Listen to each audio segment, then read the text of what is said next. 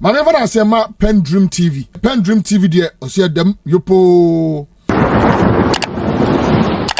You are once again welcome to PENDREAM TV, the only channel that brings you the best and latest updates in politics. If you are new here, please don't forget to subscribe to the channel, hit the notification bell for more updates.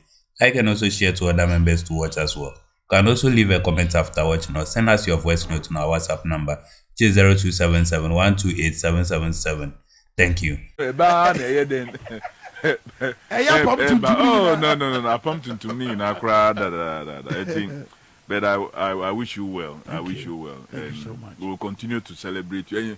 We haven't celebrated you yet, and even Power and XYZ platform, you celebrate him, and we have to celebrate this platform. Very well. It's a great platform. Munsru, Mukasem, the way I was saying, Muka, backed with facts. And ya yakotena bibi. I said that our church was say, Yen Koka, na yen fangu, ibinu huefin debi. Adia esi, ena moka. Ena, nia esi yenti. So you are able to predict based on scientific analysis. And I salute you for that. Very well. Very humble and honorable. With us, and wasama waka and the honorable. Why now can you? There's trouble in the waters. Yeah. And you shall say free. Even said your mind Ghana tibia is it here. Now what is it? His Excellency Dr. Mahmoud Bawumia na no kojina baby. Wana walk say nursing training allowances one peso muyi firo no mudo matua na hwani koyi ni mai na de ache so coalition of nursing trainees e dey letter by ya dey di pefe say kakase pa de dawo na yenko wi ne bona wo hye nyina went mean any cho no e dey na che I mean what will block His Excellency Dr. Mahmoud Bawumia ne chance say obe redeem sa o mu image ne say anya bi o mo dwen ananse hweafo yi Unima. Main kase NPP because you were nipa kakrabi wo NPP nima make I say omu ye good persons. And I want to shy away from saying say NPP because it may affect some one or two other persons. I mean him say omu ye ehawon. Yeah. Omaba omukra ba bonting abeka nia ehawon because omunka say omu free party to say like Professor Frimpong Boating Dr. Nyaho Tamaklo and others who are speaking and make I say that is NPP and I'm not being fair to say 1 or 2 year mabubo omudia omuka bonia and this is not what it has been known for. And to me, make us say NPP, but the crop of leadership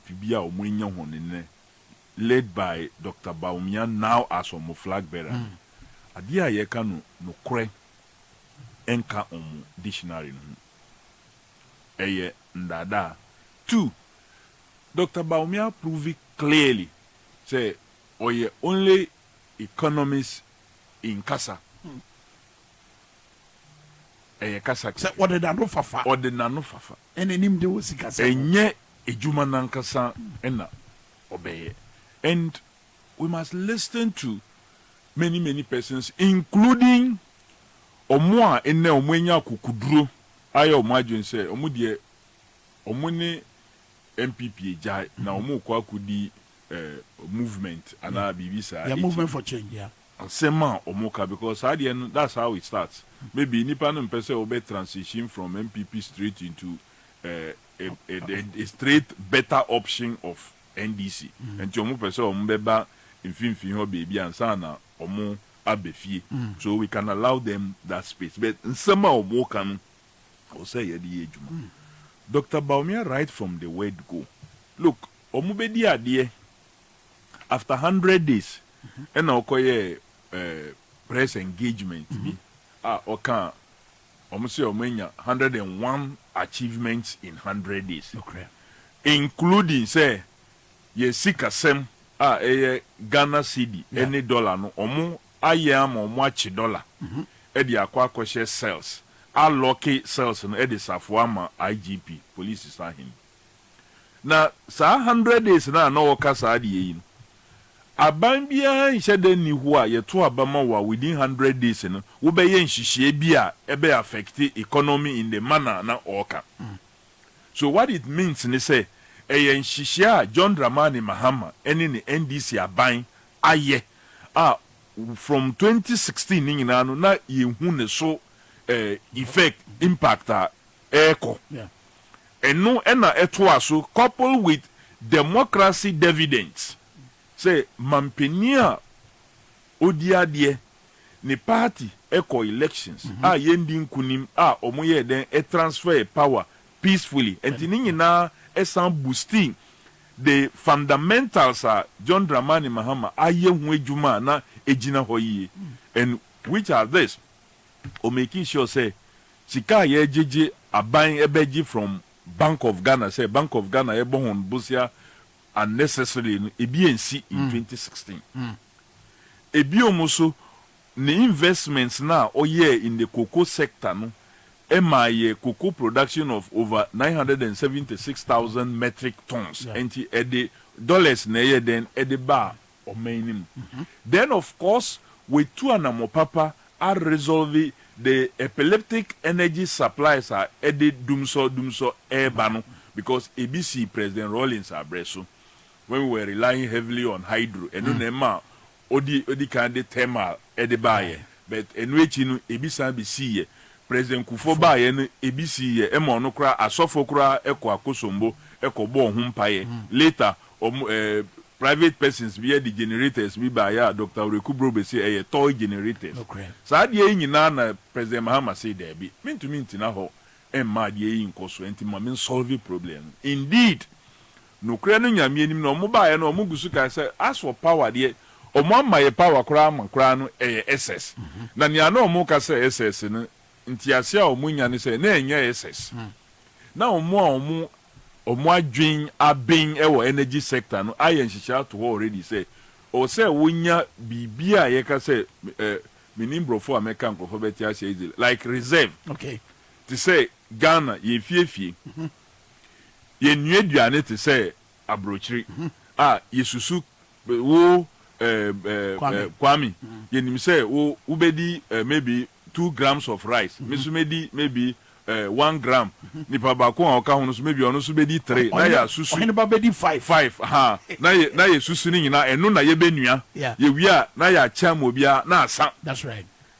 Uba yen Ghana na African culture ye aduane a ye ma ebisu ye den eka kakra because with the understanding say bibi betumi esi a obi be ye den beba so exactly. So in energy no so na ye no say at this moment obehia 10 or say onya be 12 so that in case BBC na say demand no kosoro ana problem bi bakura sa additional 2 no ebeba be cover ama unya problem bia so it wasn't excess now it was a dear industry no will say we no sabet omonti ase enti omo sorry SS and so on and so forth and na yatena SS ho saa yanye ho bibia yentu anamobia ema enne dumso esambe kaye.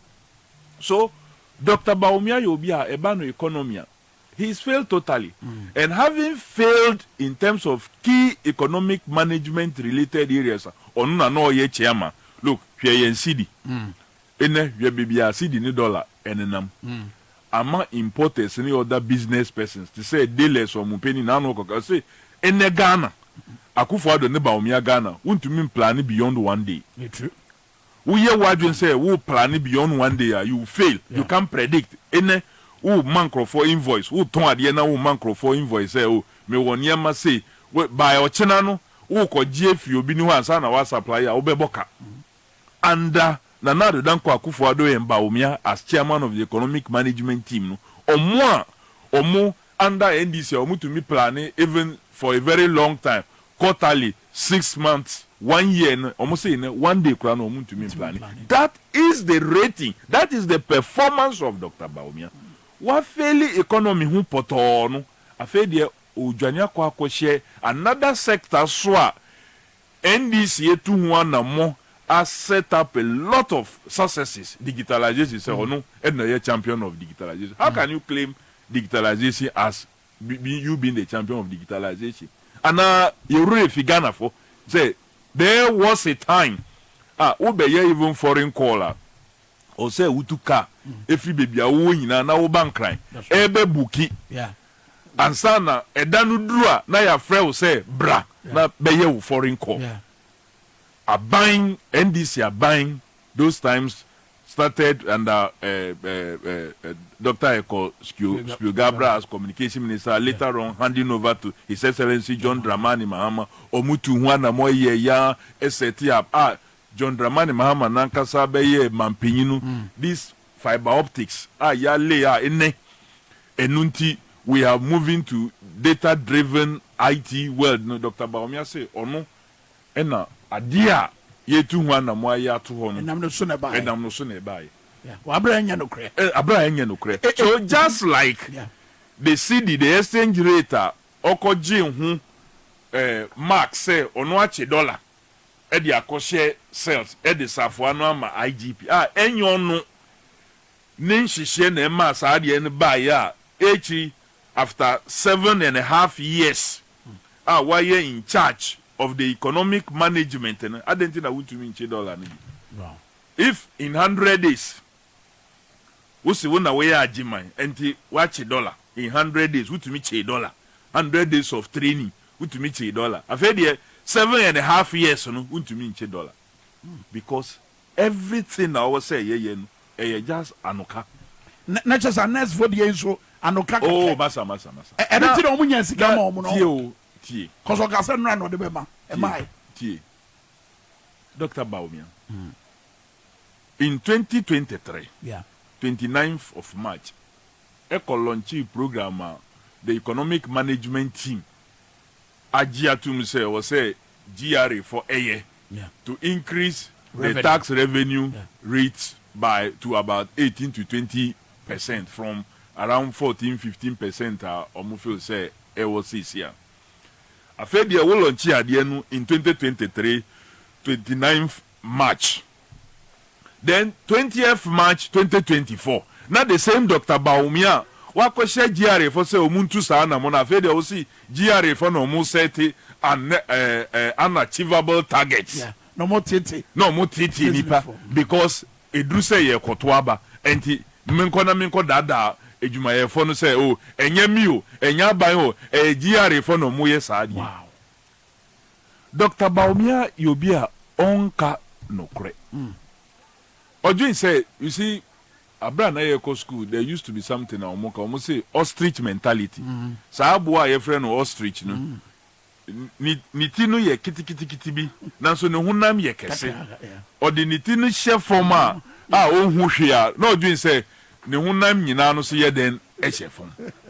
So Dr. Bawumia ko gina baby na waka semi ya ope ogina ha na waka think it say he has forgotten say at least NDC adawoma ene IT rules and you woka bibi wo ho people will play it live and others will see you will be exposed no krenu bededi you owe nurses you owe teachers you owe many other persons with disability kura amupamu omu free toll booths ni ma omu ye demonstration ye bron ewo Ministry of Roads and Highways omu offices nyina no omu wo ho untumi solve all these persons with disability na ya ma ho nejuma omu ye already na wo san kwashebo so betia arrears of 50 months ubetia arrears of ubetia arrears of teachers ubetia persons with disability no ubema free education to tertiary level omukra omuwo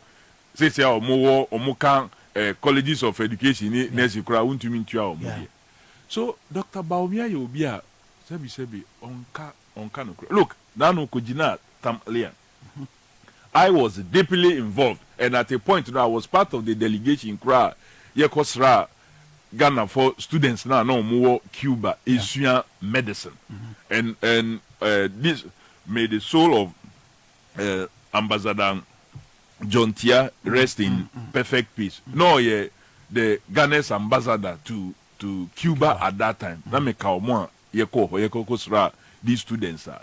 Ye sheda ye Muslim female science students omunko enko sua medicine, especially in areas to do with gynecology ni other emahun yare related issues are kramone oba sometimes may not want to expose to Bema doctor. They don't feel comfortable doing so.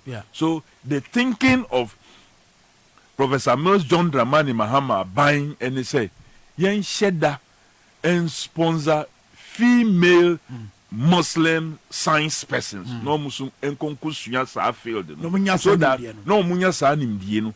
Omuba na se omu hospitals ni ma na kramone ba or call for gynecology related situation. Who say nini aba wa she ne hijab e na oti hwa.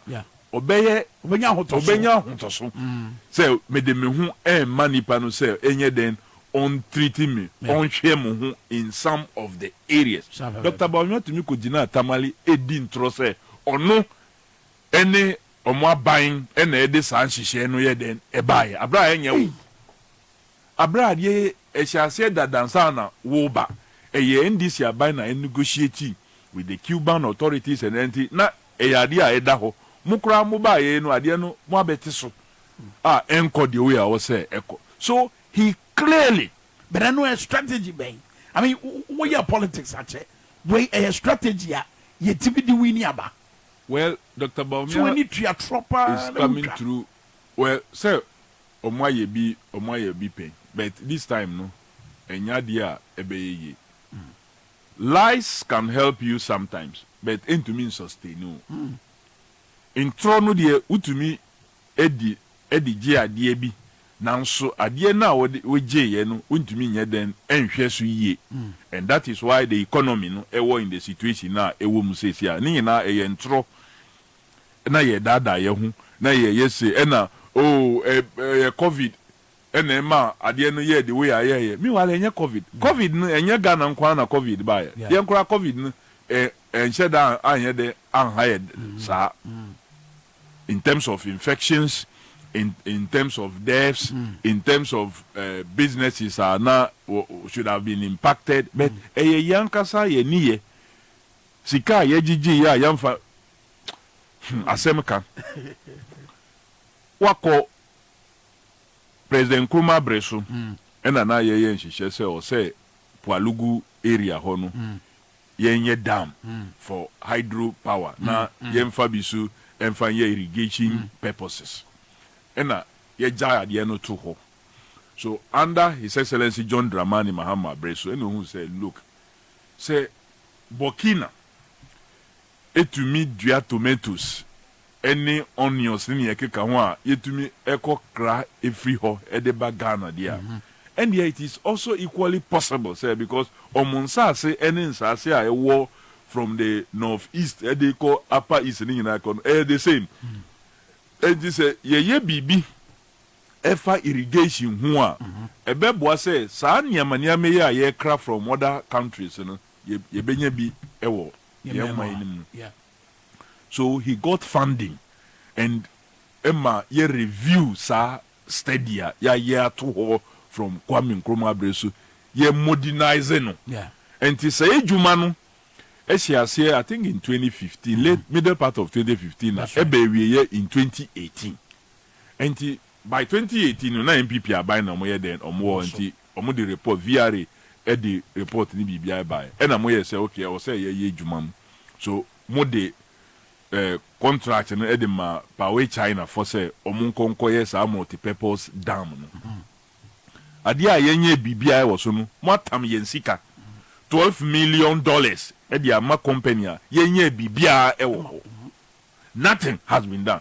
And he said Dr. Bawumia to meet na ho e ma ye dada ono ankasa ne nkrofo bibia ofri Mamprugu area. Yes. Because sa project ni ye ya kesina ewo of east. That's even right. Though your free project no Pualugu multi-purpose dam project Pualugu in the upper east no communities are benefit kese a omwasa sepa na this no e no office Dr. Bawumia nankasa ne nkrofo otiho abra na mampeni eka biggest investment bibia na obonitrim ko sa osanso ba ye no obetena asempa FM obi ni program so esan beka sa Pualugu multipurpose osisudia ene nothing bibia nkoso nanso yensika ya tam yensika $12 million ene dollar ba kubia ye almost 16 cedi almost 16 cedi and multiply 12 million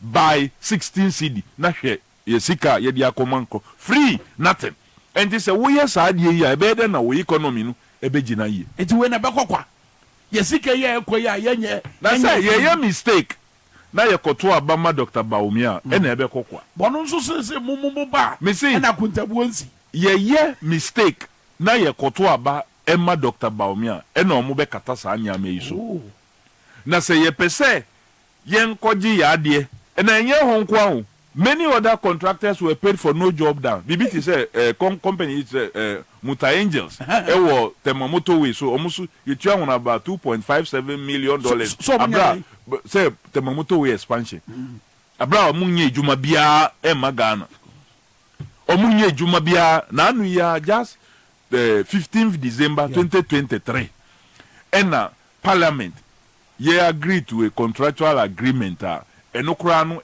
Ghana Infrastructure Investment Fund eno mu create a special purpose vehicle bi a friend no ATEP limited omo no mu finance sa project no contractor na oye adwuma no is MS Maripoma Limited Muta Angel insa ennim wo baby ana so yetua $2.57 million edi am omo atam yensika omo say Sky Train no mu akwa kutua se sanya main na NDC ye yanka ye benya ato abogasa wow ka ye benya ato abogasa itumi ka ye benya all these huge infrastructure onuankasa like generating revenue sika dey boa o mine na there be so clearly onu pese omudada and we must not make a mistake of following those lies na anye ye kura no yentie the late decision of persons like Alan Kojo Chiremante. Me, the decision with the free NPP no, has come late.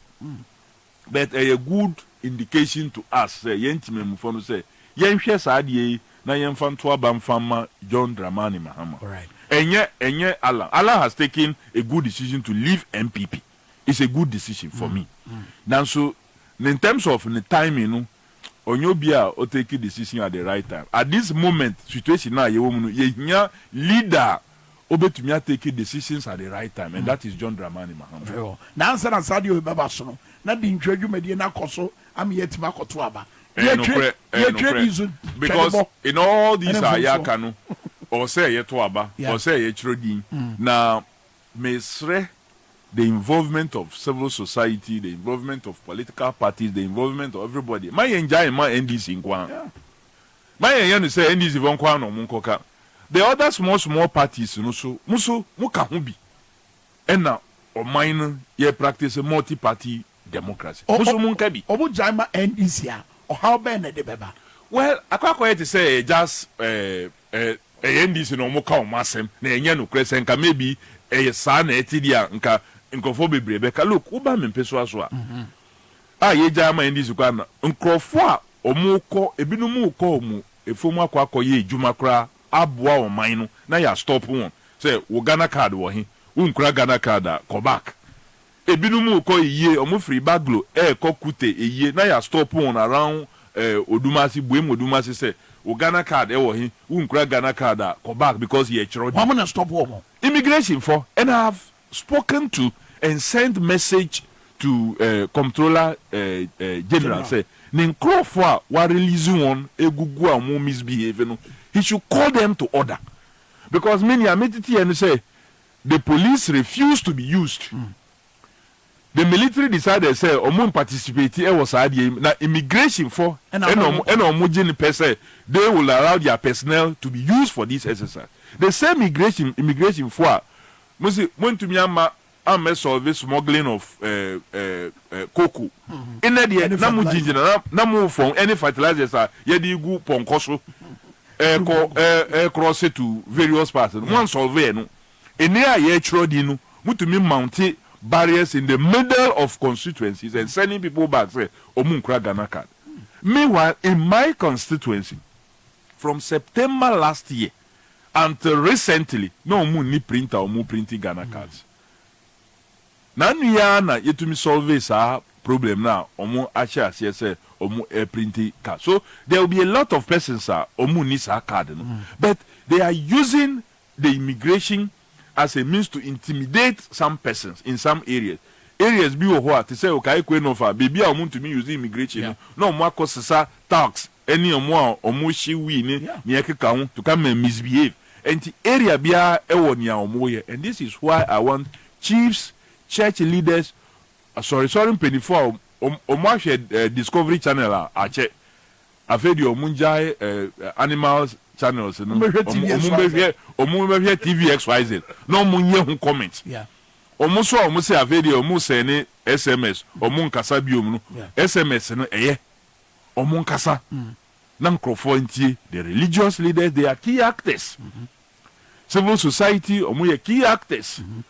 Chiefs and elders omo ye key actors because o minor engineer here usugun to me nye wadiama ubekoyi. You rely on individual support and contributions for Mwijuma as sorry. If the minor here, the individual contributions will equally also be weakened. Okay. And so I want a collective involvement, but the electoral commissioners, who say the commissioner omubehwe so na nkofo bebre dinu enye the same. And Omumbiso mu say adenti na NDC yenya the kind of information na yenya, it's because staff ne nkofo bebre omu ye adwuma no are not happy about what is going on. Information dey na woka. Information bebre. Serial number na. The serial numbers omu machines are omu de ye nyama bia ebi omusu ebi ayera and so on and where it is and all the information that look they shouldn't dare.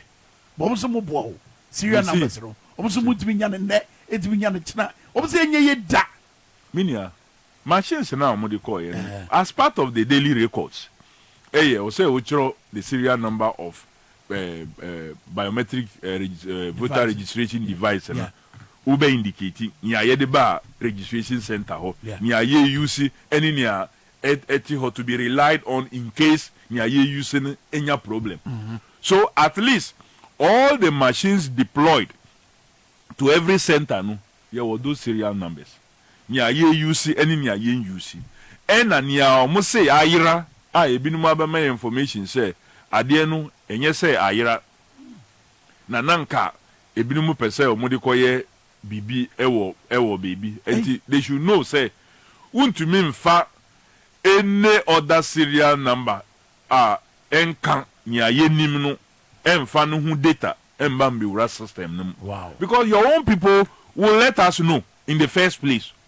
They will let us know. They will let us know. And we will not sit idle by and just allow that information to go unutilized. And the electoral commissioners, said they should supervise the election processes free, fair, and transparent. That's all. Duty no any nyamake. Beyond that, no omuya any attempt say omu be ye bibia. Already no more creative problems in how you handled the 2020 elections and even the SAL issue. And then omu issue statement omu din Thro and so on and so forth. And I wish we had time. Nankayaka that issue. Anything I made CI 128 at the buy. Because Omuanka scientist nyama omwaye a creative problem ama omwa ya no de yemme kan instead of being apologetic na afedi omu no mu condemn nkrofo a omu eka won say. You see, the electoral commission claims say omu ye CI for consideration in November 2020. At the same time no omu claim say no omu nya we the local government ministry no ebe create constituency answer an electoral commission district answer an electoral commission by CI or say omoye stakeholder engagement including the name of the constituency and the ben omokoye sa stakeholder engagement ta omodi ye sa CI na omoka say omodi call parliament na immature if they were not aware. They knew everything, including the government. They just went to sleep. Look, I was involved in a lot of the engagements. Me engaging and for me engaging. And they told many of them, say, Edru point to me, say, oh, mamu worry, ye we cry general elections now, ye be special by election, edi amamu. Easy for no. EC involved, government people involved. They said all these things to them. Wow. And the elections now, I feel they call 137, 137. Say, yes, say you call to about what NDC be winning. And they must black out everything. And that was what happened. 2, War Electoral Commission, Moye CI 128. That's right. CI 128, and I be indicated constituencies. Any electoral areas are actually constituency BRC. Polling stations are Yabetuaba and so on and so forth. Moye Sadi, Yembisa Mose. The 13 electoral areas in the Guang district and Guang constituency in Nenu. He found a modern one a share in the CI 128. Say, now any possible, say, Mube creative constituencies in the Bemahona. Baby, a modern one too, and the CI 128 and Adentina Mwama or Mwan Kotwaba Ewo. Because it is very clear, say, if we even review the boundaries of a constituency, it will come into effect after the expiration of the existing parliament. So, say, say in year 21 sitting day for the CI to mature. Not a year possible. The 13 electoral areas of Guam, 50 polling stations, yet the one share a particular constituency as under CI 128. Mmara kwan so nyanka wo say we ye say ubegya amomwa ye den akwakoto abaye obebi a wode won eto ye in the legal document na existing at that time. Yeah. So that nipa omobeto aba amano no ometumi afre nipa no say our representative. The men forward press release and stop nipa no say mamun to aba. Na ye wi na say ye ka ho asem afre dey mu say you didn't disenfranchise the people of sir, that's an insult. But Sanche mu you know, Ezuzazobe ne benya wo ye kwa ye nim de wo se si e wo sa. Well, say ano ya creative constituency no among. Yeah. So legally speaking, there's a constituency called Guang constituency. Me sure say Electoral Commission the new CI for delineation of all constituencies for purposes of electing parliamentary candidates for the 2024 elections. Our mobile take you off come January 2025. And your mode beba or mode ba Guang meka. So now Guang will have their own rep. They will. It's a constituency, fully so. But Bonia, the year one in 2020 no, and no the young people and free ho.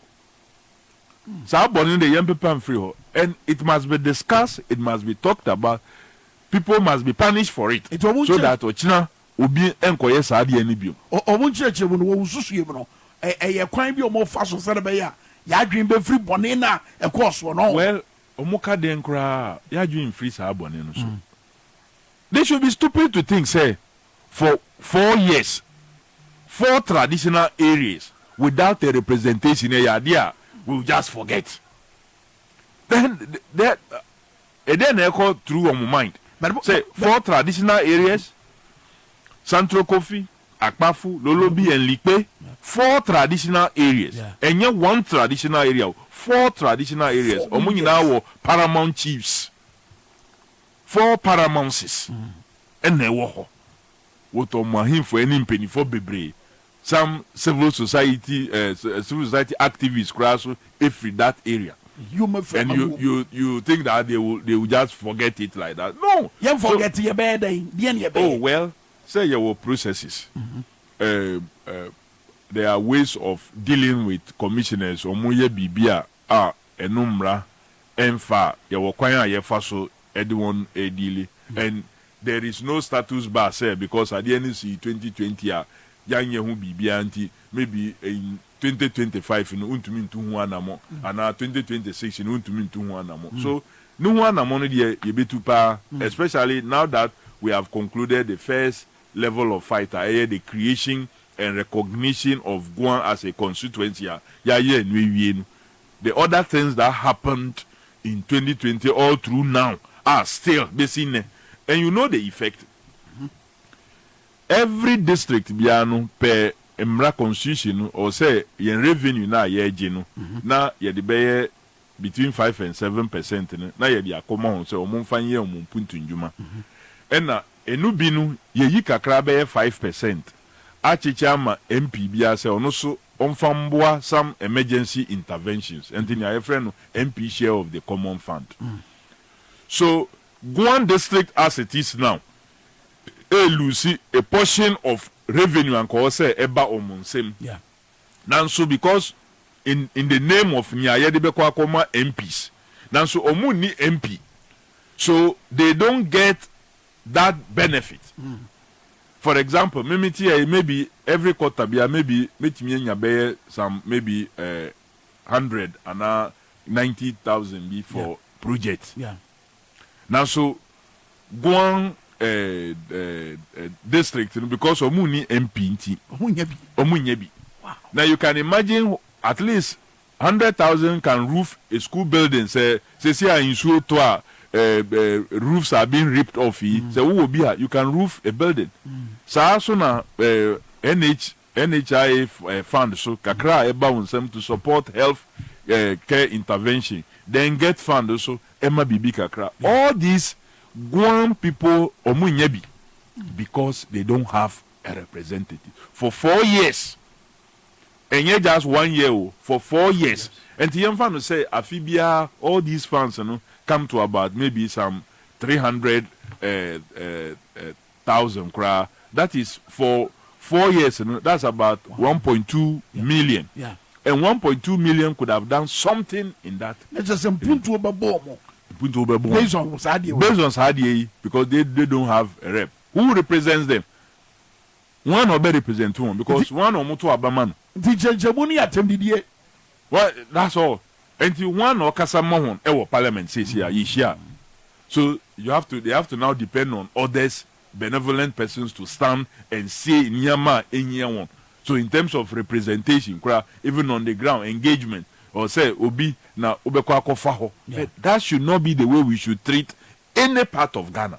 Very well. Yes, I'll come back to East, na no ye ne semi a working for a year registration exercise, The person would see a Dr. Bossman asari on. If the year semi our boss way, and I may just moka say, the more cano, a nimono. Would you said you see can ask him, but I know any joy news, because I shall you, mammy. Electoral Commission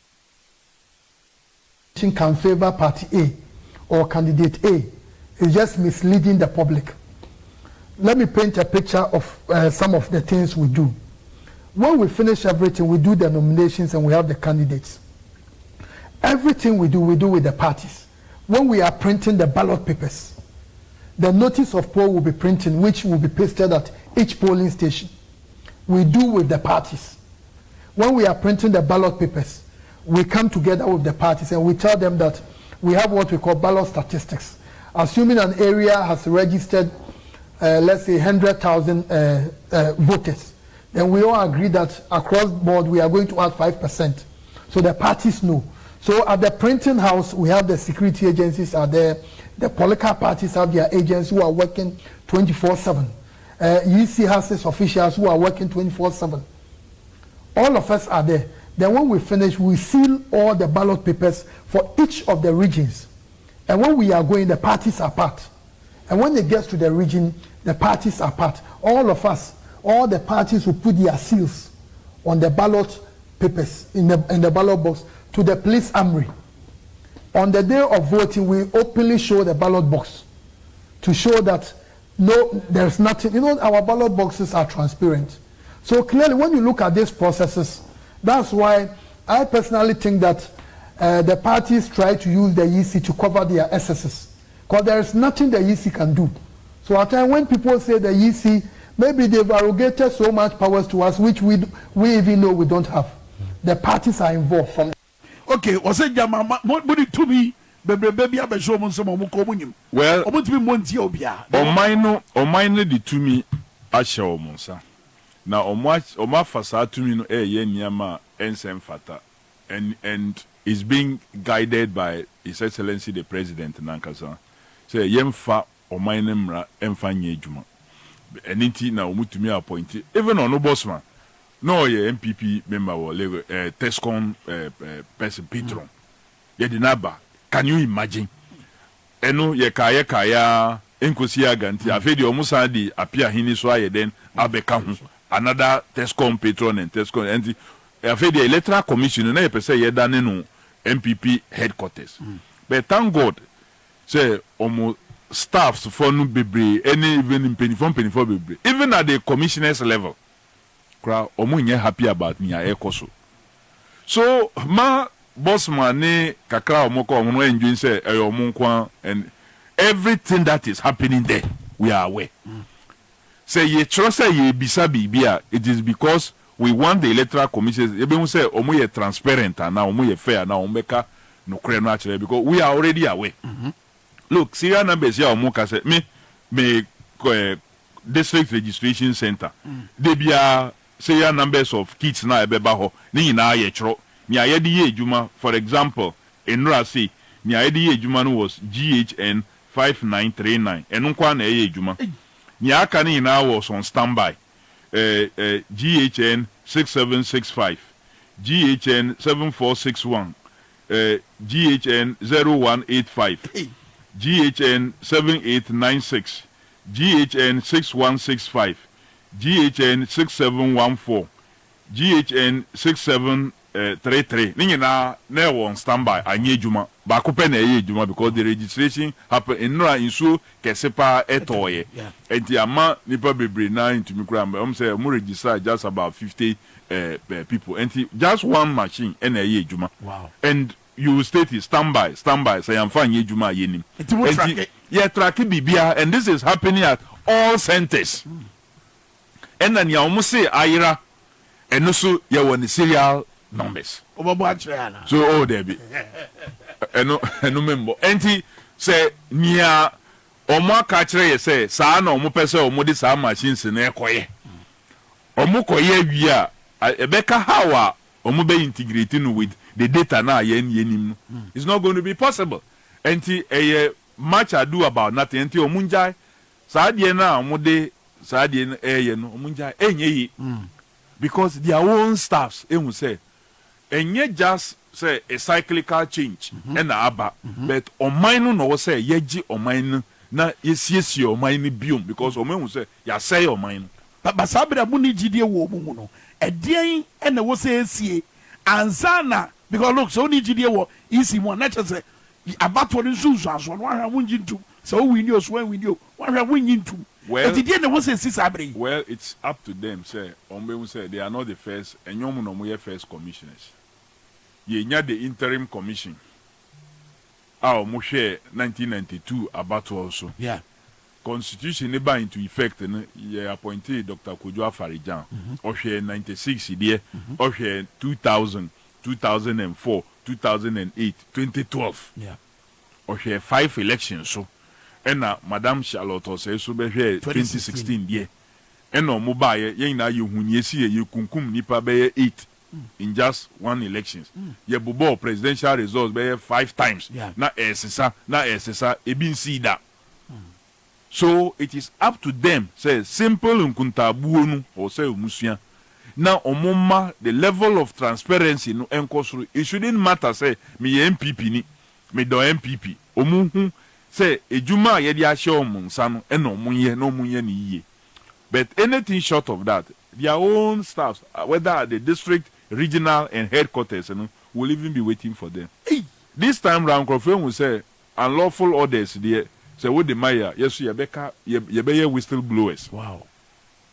So there are good number of whistleblowers and we are very okay with more information now. But na asisa me na basa say monya Kofi bi poa Abaimboni omo come home yes Abaimboni na ama na abasa abaina kasa obi anim say omo mbo number enti so omo kasa o break it na omo dwin say maybe apia hini no mu ni bossman no ma omo de wa call enti na omo ka de break it so ama obi a pija no hu say there be or say yes here then yeah very clear na bambo for na police service omo so mo de na o hwe ni so mbe menia me catch you say there have been a lot of engagement with some persons the security will be up to tax because yes na ho emo mo nyanya on pese o mo ye we will not sit there for example say they are attempting to do recruitment they prefer parliamentary candidates of NPP for so said they should nominate if you go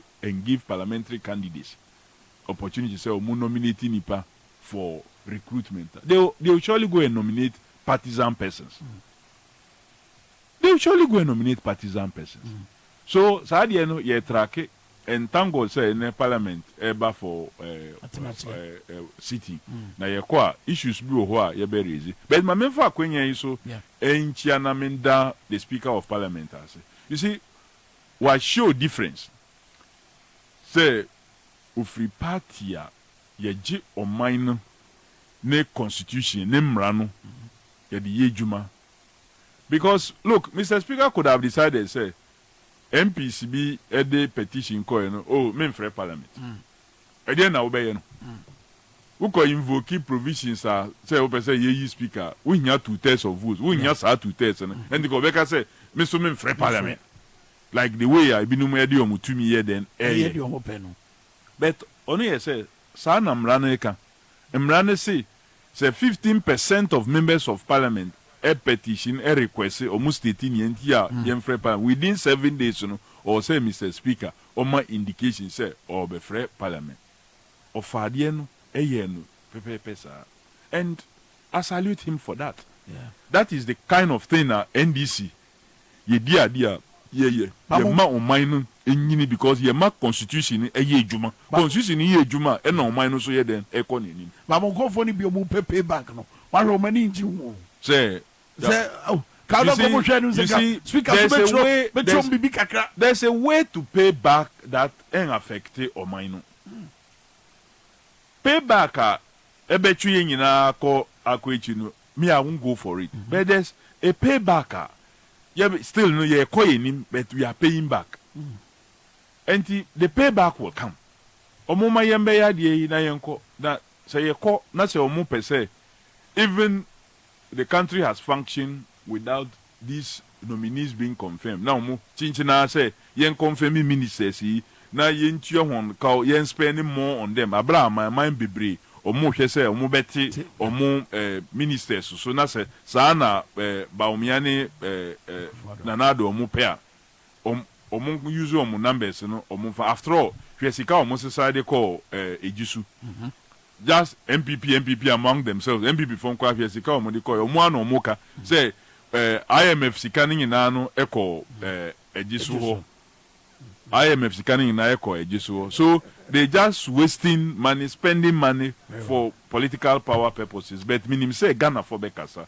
Ghanaians will speak and Ghanaians will vote for John Dramani man because you're visionary. Ninyama Bebrea or ye in that short time no and etumi aso o minor ye gina ye nine so a yegusu ye bibi kase John Dramani Mahama amma meye ni oye ya I don't know what would have happened if this government had inherited President Kufuor immediately as they sought to do in 2008. That's the NDC and back. Amma meye ni oye ya nkamini bibiana na ye was is here. Very well. Where the ya jeje medo say honorable and wo bre ne wadaje awnyamaye that's so. But mami chia mpeso eso for enemy executives omuguso omuye ejuma pa na me down as any ya him for ne asofo mpanyifo omuwo buem constituency and Jessica municipal. Me chia omu nyina me down as omupiepie na omumbechro they should not fear any intimidation from immigration person na me member back after the parliamentary sitting. I'll come back and move with them. That means immigration ya obeka say or stop you be biom. Very well. Alaji Tango's watch now. Sam Jerome Medase, Sansuna, Godwin Mahama, Yiba Medase, Kojo Danko Medamunina Mase, messages a hoodwalk. If you are dear, a bonte dear, a sorry dear, Talibabia, Mama Philippa, Ajimania Power dear, for the Parliament morning, Abraham, and yet the movie say, Thank you for staying tuned. PENDREAM TV really appreciate your time. Please, if you have not yet subscribed, please do so for us. Hit the notification bell so that you'll be the first to receive any update that will be loaded onto the platform. Thank you. PENDREAM TV now, so far so good. Say open online portal e Ghana. Nipa share, nipa follow, nipa comment here. To my best of knowledge, without any biases, PENDREAM TV.